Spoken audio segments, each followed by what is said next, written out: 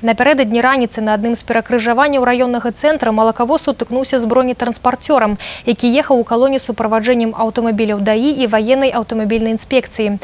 Па папярэдняй інфармацыі вадзіцель МАЗа не выканаў патрабаванні сігналаў аўтамабіляў суправаджэння і не прапусціў калону.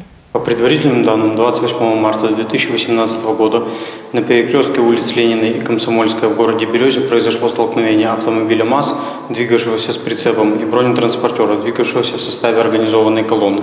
В результате ДТП водителю автомобиля МАЗ, жителю города Береза 1972 года рождения, причинены телесные повреждения, с которыми он доставлен на излечение в учреждение здравоохранения.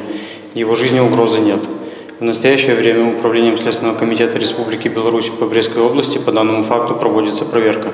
Следователями назначена судебно-медицинская и транспортно-трассологическая экспертизы. Обстоятельства произошедшего устанавливаются.